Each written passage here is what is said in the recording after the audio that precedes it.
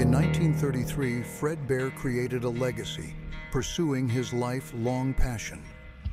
Fred's mission was to ensure archery remains accessible to everyone. Here at Bear Archery, we promise to never forget the principles our brands were founded on.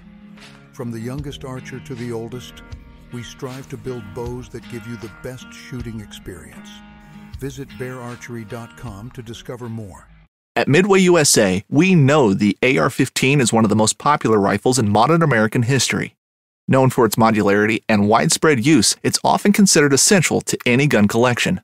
The essential things you need to run an AR-15 are usually always in stock during shortages, things like magazines and 5.56 ammo. Whether you're looking to buy a new AR-15 or buy parts for your modern sporting rifle, log on and for just about everything for the outdoors, shop midwayusa.com.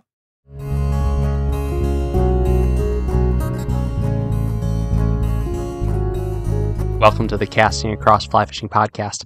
I'm Matthew of castingacross.com, where I explore the quarry and culture of fly fishing. This is the 196th episode. We are a month away from episode 200. And although with episode 200, I'll do something a little bit special, that also means I'm coming up on the 20th Fly Fishing Accusations podcast. We're about a month away from that. So any feedback, questions you have about fly fishing or life in general, any comments or accusations about anything said on the podcast, anything written on the website, I'm happy to field those and talk about that on that episode. But as always, you can reach out, Matthew at castingacross.com, or through any social media, Facebook or Twitter or Instagram, and I will do my best to get back to you as soon as possible. It's the least I can do for you taking the time to not only listen to what I have to say, but then interact with it. So today we're talking about gear again, it's been a number of episodes since I've talked about purchasing gear, and this has actually been on my mind a lot lately, and it has nothing to do with fly fishing. Well, let me take that back. It's not that it has nothing to do with fly fishing, it's that it isn't primarily about fly fishing gear. So I have been fly fishing since I was 16, so we're talking over 20 years now, and I have been in the quote-unquote industry for a good chunk of those, whether I was selling fly fishing gear at a big store as an independent retailer or working in conservation with youth education. And then we've got what I've been doing for the last almost 7 years now with Casting Across. So in different ways, shapes, or forms, I've had a foot in the fly fishing world. And so it's become almost second nature for me to shop for fly fishing gear. I've got a pretty decent, finger on the pulse of what's being put out. And so when it comes time for me to get something new, then I kind of know what I want. And there's a good chance that I know somebody that's either used it or designed it or sells it. So I can have that really easy line of communication for what I'm going to get. So I understand that that is not the typical experience for most fly fishers. But I've had a wake-up call because I have had to buy gear for an outdoor pursuit in a world that I am still very much a beginner in. And this is where I think the corollary to fly fishing comes in. So if you've only been fly fishing for a few years, or if you've been fly fishing for a number of years, you're listening to my podcast, but this is not something that you do all the time, so you're still not super familiar with it, then I would say that my experience with not just waterfowl hunting in general, but purchasing waterfowl hunting gear in particular may very well be helpful for you, because I have had to start from scratch. Well, let me take that back. I haven't had to start from scratch. For one, I have bought fly fishing gear and general outdoor gear, whether it be conventional angling gear, camping, hiking, paddling stuff, for the last 20 years. I also have a great friend who has been hunting ducks for a long time, so I can bounce things off of him. Because I am quasi-tech savvy, I know how to hop online and do my research. But that being said, there's still been a little bit of a learning curve, and you may have experienced that yourself as you have bought something, whether that be like KitchenAid mixer or new tires for your car, or it might have to do with a fly rod or waders or a wading jacket. So today I'm going to talk through a few different things that I have found that will probably be helpful for you when it comes to fly fishing gear, but it also might be helpful for you as you are looking for just general outdoor gear that you can apply to your fly fishing uses. Now, this is something I have talked about before and something that I'm kind of passionate about, only because I think that as much as I love the fly fishing industry, and as much as I love fly shops, and as much as I love fly fishing companies that make gear specifically for fly fishers, I think at the end of the day, I want what they want, and that is for people to enjoy fly fishing. And more often than not, that means finding a piece of gear, whether that be a wading jacket or whether that be a pair of gloves or a hat that fits your purposes for fly fishing, regardless of where it comes from. So we're going to lean on buying fly fishing gear for our terminal stuff: rods, reels, lines, flies, fly boxes, things like that. But there's a whole other world out there. So I guess if there's going to be two aspects to this conversation for the next 10, 15 minutes, it is one, how do you shop when you're still kind of navigating the terrain?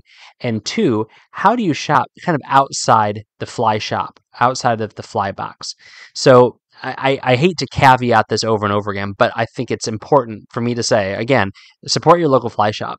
But I think the best fly shops are integrating other stuff into their repertoire, and that's important. And that's one of the things that I discovered most recently. So I wanted to start from the ground up. So I started waterfowl hunting last year, and I absolutely fell in love with it. It is different than fishing, but at the same time, it's very similar. If you like hunting, it is a very fast-paced version of it. I'd only really hunted deer and small game up until this point, and so to be out on the water calling birds in was just so much fun. And I was able to do it with some of my fishing gear for waders. So I was using like wading boots and waders, and then I had a camouflage jacket that I wore on top of it. That was really just a rain shell, and of course I had a shotgun that worked pretty well. But I didn't go out and buy anything aside from a handful of decoys and things like that. But what that showed me was, one, fishing waders are not adequate for duck hunting in New England in late November and December and early January. It just didn't work. There was nothing that I could do to keep my feet warm. And listen, I've fished in the Lake Erie tributaries for steelhead in snowstorms, but there is something very different about sitting on the bank, not moving, and being cold than standing in the river and being cold. They're two very different sensations. So I went to look for a pair of insulated bootfoot waders. And this pair that I found, I am incredibly happy with. They're baggier than normal fishing waders, but I'm walking around in these things, given it's like 95 degrees out right now, but I'm walking around my house in these things thinking, man, for steelhead season, this is absolutely where it's at. Especially if you have a run that you're going to fish all day, you're not going to be walking up and down, you're not going to be on the ice a lot. They're fantastic because they're insulated feet. And, this is like almost backwards. We have become so used to in fly fishing saying you buy your stocking foot waders that fit you, and then you find your boots that fit you, and then you can use those to tie really tight or torque up using whatever other sort of fastener system they have, and then you've got great ankle support. And 9 times out of 10, that is absolutely what I would recommend. But if you're not walking that far and you're fishing incredibly cold climates, then by all means have a pair of insulated boot foot waders. And you get it both ways. There's a 1600 gram Thinsulate in the boots themselves, which have a pretty aggressive lug sole. And if you're fishing in certain states these days, felt is still outlawed the last time I checked. Although I haven't heard a lot about that, so I'd have to look into that. But I don't fish a lot of felt anyway. And then they have, the ones I bought have a zip-in insulated liner. So it goes from like right at my chest all the way down to my ankles. It's a zip-in, I think, 200 gram insulated liner. So that's one less layer that I have to wear around and put on. And they're a lot more roomy. So it's a lot of conversation about insulated waders, but you're not going to find those in the fly fishing section of your catalog or of your outlet store or your retail store. So this is something that you have to go looking for, something that you have to look outside of that fly shop aisle, and you can find something that's incredibly helpful. But for me, what I had to do was really start from scratch, get rid of all of my preconceived notions, because these fit different than fishing waders. They function different than fishing waders. The bells and whistles that they come with are completely different than fishing waders. The reinforcement is found in different places. And so I had to, as I was researching this particular gear purchase, I had to get rid of all my preconceived notions and just say, what is going to work best for me in this situation? Common wisdom says that you buy stocking foot waders and boots for fly fishing. That is not what I needed in this situation, but now I have these for waterfowl. I'm absolutely going to use them for cold weather fishing here in New England. Maybe even I'll use it in the salt, because, man, even where I live, the water's still stinking cold. I'm recording this in early August, and the last time I was there, it was miserable for a while until I kind of got numb from the waist down. So that's the first thing. The second purchase that I made is another one that just makes so much sense. I got a 3-in-1 jacket. It's actually like a 3-in-1 parka. So it's a zip-in liner that is water resistant, and then it has a waterproof shell on the outside. And this thing has pockets, pockets, pockets, and it's waterproof. And because it's a waterfowl jacket, the cuffs are neoprene and they cinch super tight. So whether you're retrieving a bird, or it's raining out, or you are grabbing your decoys, which I tell you what, I thought I'd known cold before, but there's not many situations where I have been fly fishing where I've gotten a lot of water on my hand and then lifted my hand over my head. With duck hunting, as I've been in the kayak, picking up decoys and lifting them up to put in the sled behind me or in the kayak behind me, and to have that negative angle and have that cold water roll down from my wrist to my elbow to my armpit in sub-zero temperature, that's pretty miserable. That'll make you go out and spend money on a neoprene cuff jacket ASAP. And that's precisely what I did. But this thing is fantastic. Now, again, I only had it for a few days, haven't used it in the field, but wearing it around, the number of pockets is excellent, both exterior and interior, which a lack of interior pockets is one of my big gripes with a lot of the fishing specific jackets that I have. This one has magnet closures on the chest pockets and the waist pockets. It has a removable hood, which is clutch, and it's in camo, but you know what? I really could not care less about how I look when I'm out in the water. The only time when I do care about that is when I'm trying to be camouflaged or when I want to wear blaze orange. But this jacket is basically the same price as a wading jacket, but it came as two jackets in one, and it's as waterproof or water resistant as any wading jacket that I own. So again, this is kind of going outside of the fly fishing aisle, and I had to say, what is going to work well for me in this situation? And when it came down to it, even though I started from a completely different starting point, what do I need to use this for? It's not a wading jacket. It's not primarily to keep me dry. It's to conceal me, keep me dry, keep me warm. I ended up with something that if my nice high quality wading jacket, which is a little bit old, were to, poop out on me in the next season, I'd be completely content using this one and looking like a tree out in the stream. So that's two pieces of gear that I've procured. A third one to throw in there. Okay, so I was saying I didn't really care what I look like. Well, that's a little bit of a lie. So the waders that I recently purchased are mossy oak shadowgrass habitat. So kind of look like a tree with cattails and weeds in front of it. The jacket, however, is bottomlands, which looks like a tree trunk. And then I thought, okay, what kind of hat should I get? So I'm like, all right, I'm going to get a shadowgrass hat to kind of coordinate, because the ducks care about these things. And the person at McDonald's after 9 a.m. when I'm driving through is going to care about this as well. And so I get online and I find this shadowgrass hat, and it is a breathable, waterproof ball cap. So all my other ball caps are just cotton or trucker style. And when they get wet, I get wet. This was maybe $3 more. It's like a $23 hat at Bass Pro Shop. Waterproof, breathable. Like, how is this not a thing that's out there? Maybe people don't care that much, but especially if you are fishing and getting wet or hunting and getting wet, something like this is clutch. It's one way just to keep you a little bit more comfortable. And I'd never heard of such a thing. I might be wearing a lot more than some of my other nasty, dirty hats, although it's going to be very hard for me to put down my 15-year-old Bears hat that's gone from orange to pale white. Although not a lot of reasons to celebrate the Chicago Bears these days, but I still wear the hat. All right. So how did I get this stuff? And this is one of the things that I wanted to mention, especially if you are looking for deals on gear. So again, re-caveat what I've said earlier, which is patronize your local fly shop. And most of the time, that's going to work out great for you. But if you are on a budget, or you simply are looking for something in particular, you hop online and search that second and third page of Google. And here's why. I found those waders at about 40% off and that jacket at 50% off. This year's model, my size, I wouldn't say it was necessarily the pattern that I wanted, but again, I put that as like the lowest tier of priorities. I wanted them to fit and I wanted them to serve my function. The form, as far as the camo patterns, was not a huge deal. And I think in fly fishing, I would say exactly the same thing. If you want something in olive, but you get it in tan, if you want it in navy and you end up getting it in like slate gray, then it is what it is. Unless that's a high priority for you and you'd rather spend full price or spend a little more, then by all means go for it. I do not judge people for aesthetic choices. But I ended up getting the waders from someone in Texas and I got the jacket from somewhere in Louisiana. And for, I think, free shipping on both of them, I got them both within a week.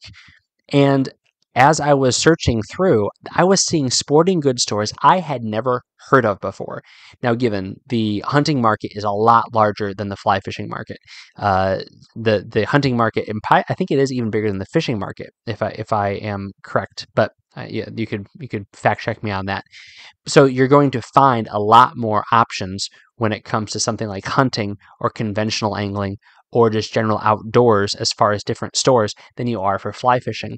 But don't sleep on it. Hop on and scroll through to that second and third page. Once you find a sporting goods store, and I did this for both of the sporting goods stores that I found. One of them I thought I'd heard of before, but I went on their website, make sure they were legit, make sure they weren't just some fly-by-night, outlet. And I found out they were a whole chain of stores in Texas, and they have, great reviews, and people liked them, and their sales seemed too good to be true, but it was completely legitimate. The other one in Louisiana, small family-owned store, but it's been there for a long time. They have a brick and mortar. They had a phone number, and it worked out great. And I was able to save a lot of money. I mean, I'm talking, I think it was like $750 worth of gear that I ended up spending less than $400 on, which was awesome. I mean, I didn't want to break the bank for something that, even though I'm pretty sure I'm all about, I'm only still just getting into. So if that's you in fly fishing, if you can afford it and you want that to try everything on, you want to talk to someone face to face, then go into the fly shop. That is going to be an experience that you cannot replicate online. There's some great online fly shops, but you're not going to be able to get that customer service. You're not going to be able to get that attention to detail and that personalized fit and touch, and for them to work out the nuances of what you are doing. The fly shop is the first choice. Big box store is second choice. Online is the third choice. But I would say if you're at that big box store, walk over to the hunting aisle and check it out. See what's over there. See if there's something that might fit you better, both physically fit you better and meet your needs better. And I dare say there's something that's probably going to work as well, if not better, and there's a chance you're going to be able to save a little bit of money on it. So first thing is kind of those anecdotal stories about the waiter's jacket and, of course, the very important shadowgrass hat. Second thing about where you find it. You get it online if you're willing to do that research. And here's the third thing. Last season, I didn't get into it until kind of maybe a third of the way through the season. So even if I wanted to go out and get stuff, things just weren't available. Now, some of that had to do with the fact that we were coming out of coronavirus still, and there's supply chain issues and shortages and all that sort of stuff. But things sell. You find this with rods and lines and you find this with waders and wading boots. There's all sorts of stuff where supply, especially when the season kicks in, it's going to be in greater demand.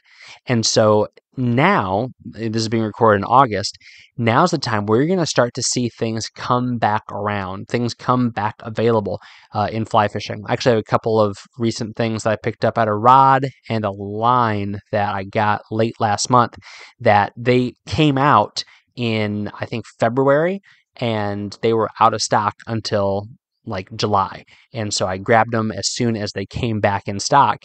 And again, the supply chain being what it is and all those other factors involved, that's not abnormal for something that is popular and new to be kind of unavailable. There's not just money lying around for these companies. Even the biggest fly fishing companies are relatively small potatoes in the grand scheme of things. And so now is the time, if you see it, to get it. And also, now is the time to take advantage of sales. If you're looking for something because you're a winter angler, then hop on it. Now is the time for that. If you are a hunter, whether it be turkey or waterfowl or deer or other big game, then now is the time to grab that stuff, to go looking for those sales. Some of these, for bigger, parkas and lay down blinds and waders and all that sort of stuff that takes up a lot of space. If there's a new pattern or they've gone from the version 2 to the version 3 or something like that, then these retailers have to get rid of it because this stuff takes up a ton of space. It's not like a fly. It's not like a fly rod. But this bigger stuff, that's where you see the bigger markdowns on some of these soft goods, especially like jackets. I remember when I sold fly fishing gear for a fly shop, that the jackets, those sales, those were quick and fast. I mean, it started off at 10%, but it quickly went to 25 and 40%. So when you see those sales, watch those sales. And if size really matters to you, then I would say go for it. Oh, one last thing before I wrap up. Size made me think of this. Consider your layering practice and your layering theory.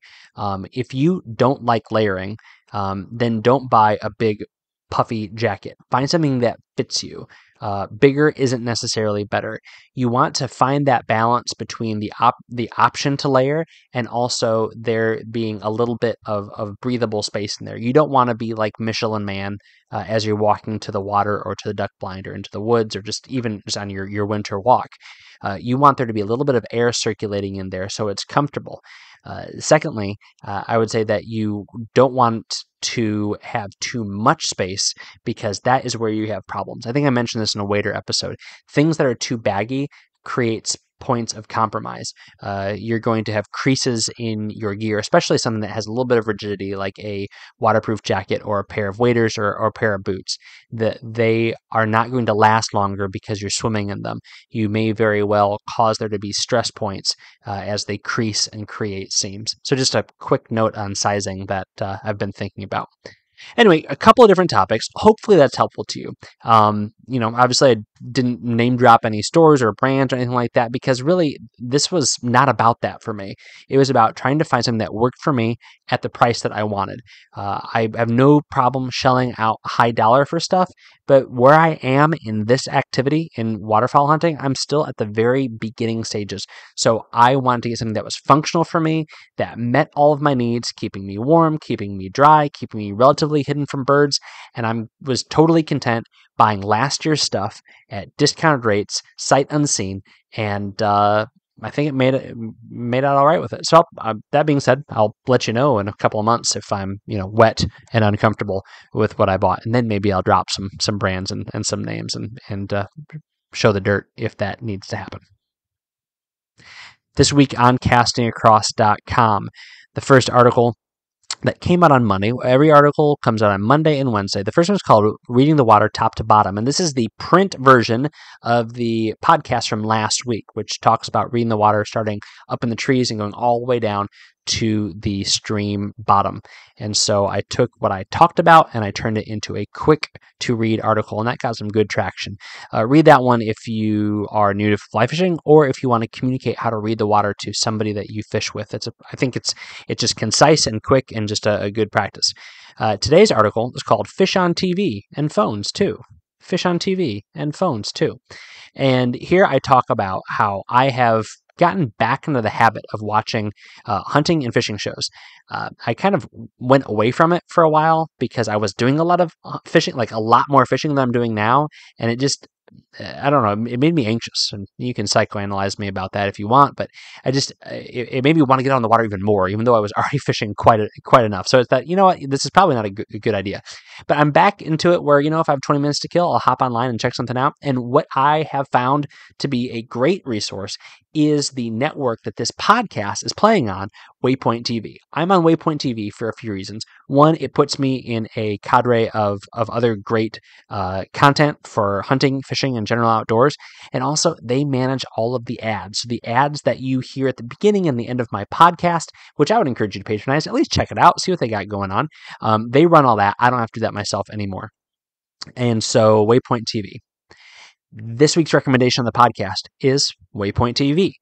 It is free. There are some paywall things on there, but it is the fringe stuff. There's some classes on there, which they're great content, but the majority of what's on there, certainly the podcast, but the videos, fly fishing films, hunting films, stuff like that, is all free to access. So you can find that not just online on your browser, but also on your phone. There's an app on your Roku, on your Fire Stick, all over the place. You can find it. There's actually a live streaming channel if you have a cable or satellite provider, but there's just all sorts of stuff, and they're doing a good job of kind of amassing more and more content. I'm about to say talent, but I mean, I don't want to put myself in that category, but definitely check it out. If you find a show that you really like, then let me know. I'd love to share that with everybody else because I'm happy to promote Waypoint since I'm a part of that network, and I'm happy to promote the people that do good stuff as always. So let me know, Matthew at castingacross.com. You can find a link to Waypoint TV on every podcast page at the bottom of the show notes on castingacross.com. Thanks for listening to the Casting Across Fly Fishing Podcast. Please subscribe to your favorite podcast app and rate the podcast on iTunes. Then head over to castingacross.com for 3 posts a week on the people, places, and things that go into the pursuit of fish.